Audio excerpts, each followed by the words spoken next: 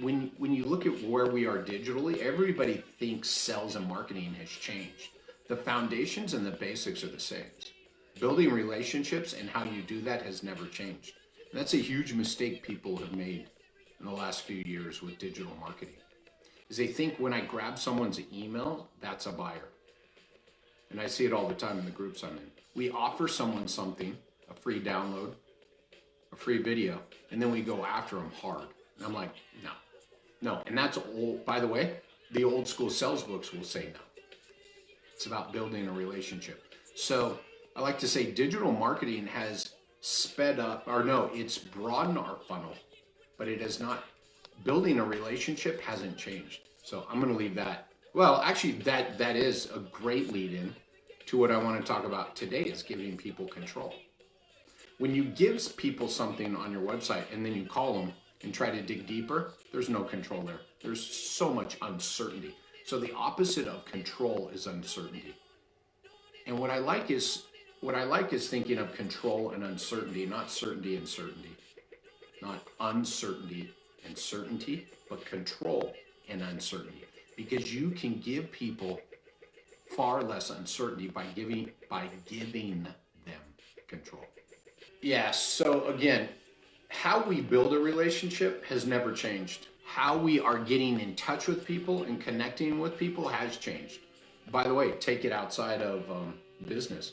Look at eHarmony, look at all the dating websites, and totally honest, look at Grindr, look at Tinder. How we connect with people is very different these days. How we build a relationship with people has not changed one iota. And we are under this false idea, and I don't know where it came from, that if we can get to people quicker, that means we can convert them quicker into a paying customer. And that hasn't worked for anybody, and it never will work for anybody. And I would argue this day and age, there's more uncertainty and more fear and doubt because there's so many different things coming in every day to the people we're trying to connect with. We're not the only ones trying to connect with them, right? They open their email, they go to Facebook, everybody's trying to connect with them. Who should I connect with? A lot of fear, doubt, and uncertainty. So let's go back to this topic of control. I love this. You know, I've always preached about decreasing this fear, doubt, and uncertainty, and then maintaining control of the first phone call. Yeah, what I was missing is making sure that the person on the other end has control. Or at least, I'm going to say this, at least the perceived notion of control. Because I had someone recently about 2 or 3 weeks ago say, look, I need your help, Jerry, because every time I listen in on a phone call, the person on the other end of the phone has complete control of it. And I get it, right? They're the ones driving the conversation. So when we talk about control, there's two components there. There's your front desk person maintaining control while making sure that the person on the other end, the potential new patient, has at least a perceived control. And how do we do this? And this should make sense now, is we manage and set expectations. The way we decrease uncertainty is to manage and set expectations, which in turn gives people control. This is one of my favorite examples of this control by managing and setting expectations. Is early on in this journey, everybody and everything you read says people hate paperwork in healthcare. And after doing this for a few years and after doing this over time and setting and managing expectations earlier, I said, people don't hate paperwork. Think about this in context of control and uncertainty. People don't hate paperwork. They hate not knowing what they're going to get when they arrive in your clinic. They hate having to fill out the same thing over and over, right? That's uncertainty. So if I tell you when you arrive in my clinic, there will be 5 pieces of paperwork and what those 5 pieces of paperwork are about, and I auto-populate the things you already told me, all of a sudden people don't hate paperwork anymore. You took away the uncertainty of what they were going to get when they walked in the door, which they say yes to on the phone, so they have control over that situation. Would you like your paperwork emailed, or would you like to do it here? Here's what you're going to get, right? This is control. This is you having control. This is certainty in your world. This is uncertainty, and control is that bill they get 2 months after they see you. That's uncertainty to a T, and they call you mad. They call you mad because you were the ones that gave them the uncertainty. So maintaining control on the first phone call is number one about asking more questions. And when you tell someone, right, I want your story, you allow them to tell their story and you ask them questions related to their story. Because why? Because the person who asks the most questions is in control. So think about this. Think about this for a second. Think how many people, when someone asks them a question, the potential patient, they just start spewing information, right? The better result is always one more question away. Well, what is my physical therapist going to do for me, right? Depending on where you are in the conversation, there's about 5 better questions you can ask to give them the right answer. That's not a cue for you to start talking about physical therapy, because 99% of the time when I hear the front desk talking about physical therapy, they're just over talking, right? What will my insurance cover? And then you start spewing all this shit about benefits and co-pays and deductibles and stuff when you're not even sure of that information. So the better question is to ask them, is it your cost you want? And they say yes or no. And you and I both know they're going to say yes 100% of the time. So what can you do to get them their cost and give them control over the situation? I've shared that a fair amount here.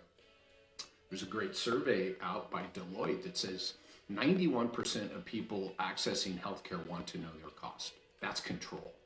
And there's absolutely no reason why we shouldn't give them their cost. The follow-up to that, because that freaks everybody out, because everybody thinks they're price shopping, and to prove my point today, the survey then goes on to say only 17% are price shopping. Of that 91%, right? So now we're back to 100%. Only 17% of them said they're price shopping. So that means 93% of all those people who ask just want to know what it's going to cost so they can set a budget. And yet, what did you do? You asked a better question and you gave them control. You maintain control by asking better questions, and you gave them control by saying, what do you need? What do you want? It's an interesting mindset around this of, I need to stay in control so I can give control. If it keeps going back and forth and they're asking me all these questions and I'm spewing all these long answers that maybe they don't understand, right? The worst thing you can do is give them a long answer and then say, do you understand that? Because no one's going to say no. No one wants to admit when they don't know something. It's human nature. So the better question is not, do you understand it? But you say, oh, can you tell me what you mean when you say do I take your insurance? What does by the way, I started asking this question when I was answering the phones for a year in my own business. Do you take my insurance? And I started to ask people, well, can you tell me what you mean? Why do you need to know if I take your insurance? Yeah, it was pretty significant. Now I can get to the core of the problem. And I remained in control by asking that question. I didn't talk around it. I asked them a better question. And then they told me what they needed or what they wanted. And then when I give them that, they're in control. So I'm managing and setting expectations. People want control. They do not like uncertainty. And I always say the 3 reasons people cancel or no-show is fear, doubt, and uncertainty. Those are the only, people always say time, location, and something else. I'm like, fear, doubt, and uncertainty are the only reasons people cancel.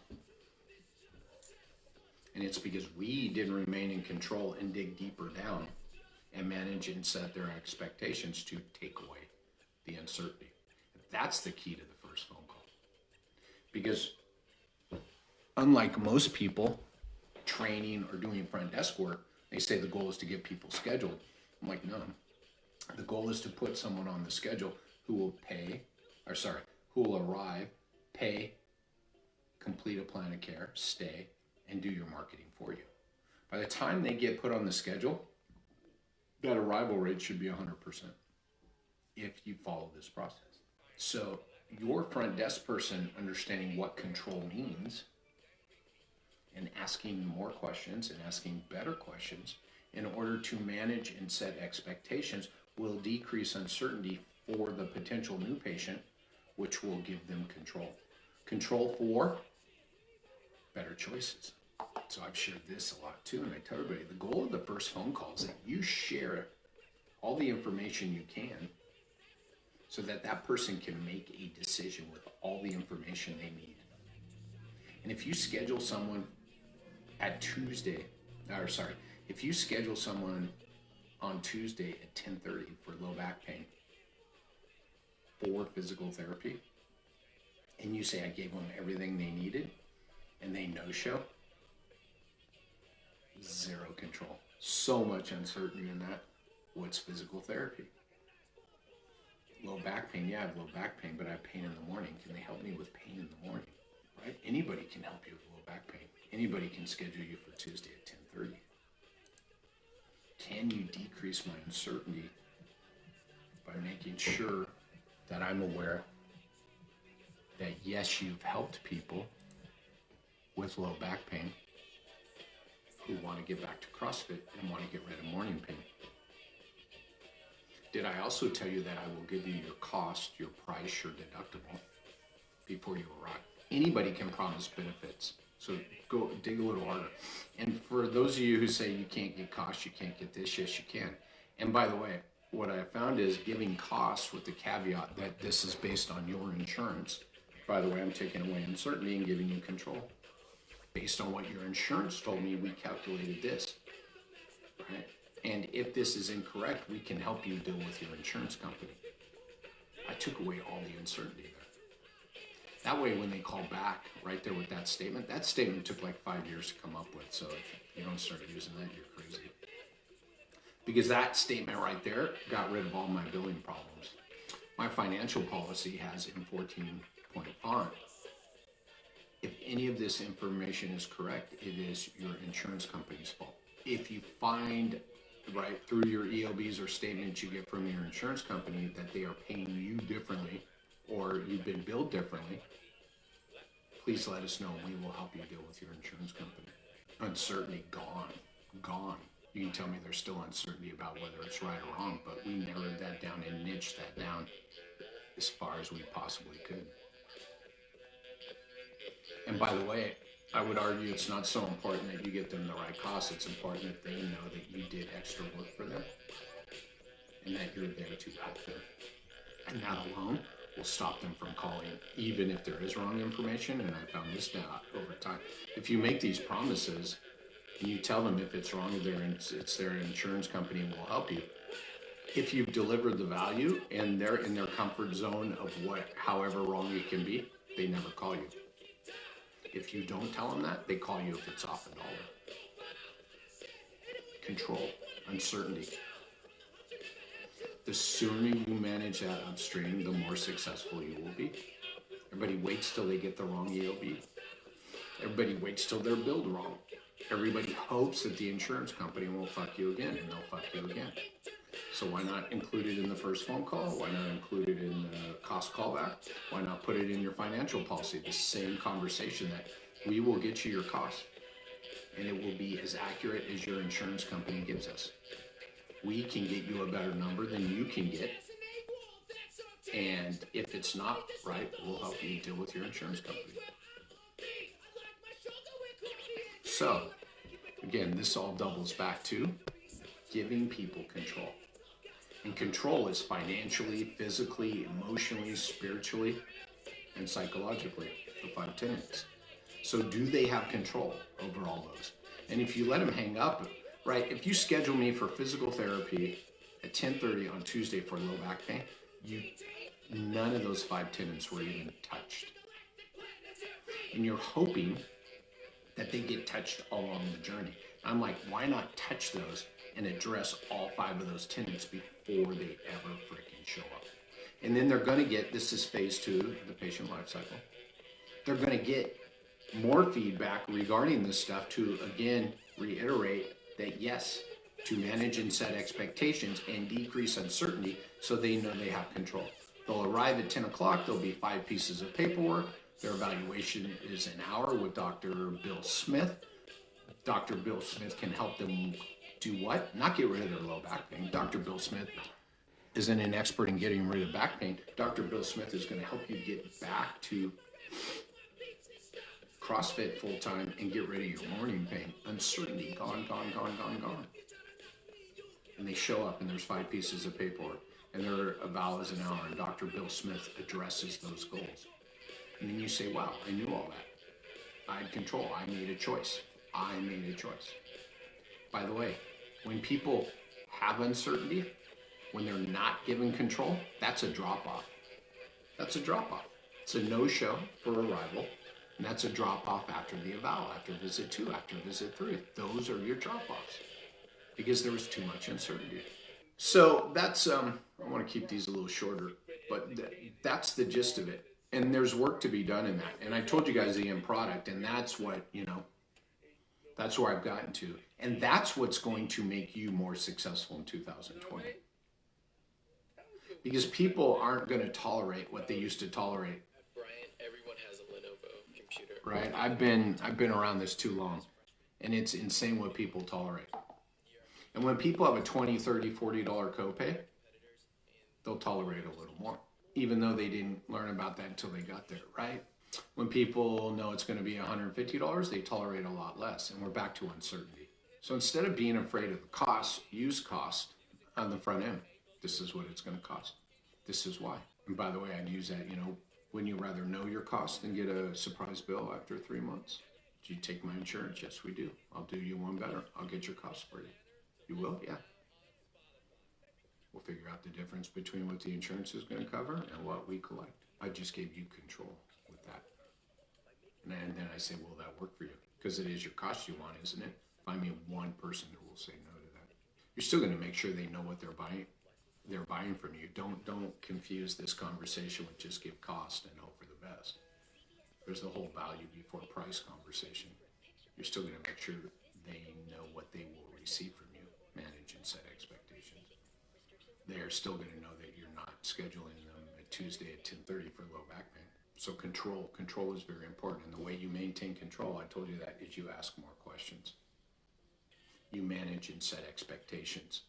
And then on the other side of the phone, that will decrease uncertainty and give them more control to make a better decision. What's a better decision? Whatever the fuck is important to them, not you. So by the way, when they're telling their story, you are inserting the value of what you have to offer them into their story so they can what? Make a better choice.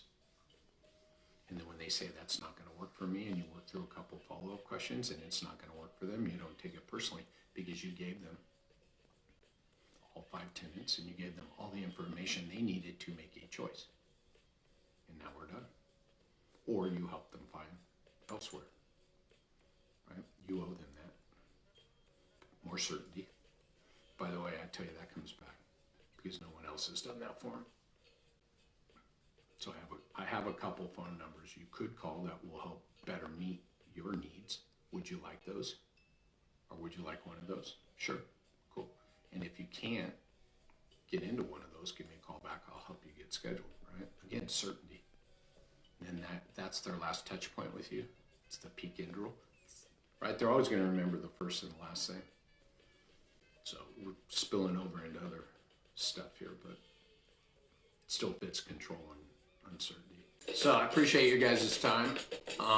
Again, control, the first phone call, decreasing uncertainty. If you think about it, this is everything we've always left to the physical therapist or the provider 2 weeks later down the road. And then the patient drops off or cancels the rest of their appointments. We go, I don't understand why that happened. And we blame the therapist for that. And I'm like, you had 7 days, 10 days, 14 days between first phone call to patient arrival, when you could have been doing all these things to, right, increase control, decrease uncertainty, managing and setting expectations, so that when they arrived, it just kept getting delivered. And that's that world of marginal gains I talk about. Things just keep happening that you promised. Boom, boom, boom. Can't lose in that solution. Even with the people who say no, you can't lose. I think there's a lot of good stuff in here. It may sound a little confusing at first, but go through it. Right? We're talking about you maintain control to give control. Right? And I said how to maintain control, ask more questions, make sure you're managing and setting expectations during that whole conversation, which in turn decreases uncertainty over on this side, and gives them control, and meets those 5 tenets. And we'll touch on all. It's baffling to me how we never touch any of those 5 tenets on a first phone call. And then we expect the PT to do it, right? Yeah, it's pretty incredible. Again, going forward, it's going to be completely unacceptable to not manage this stuff beforehand, because I don't care where people are, how much they're paying or not paying. My argument is the people who can stay in these networks and do all this other care are just totally going to opt out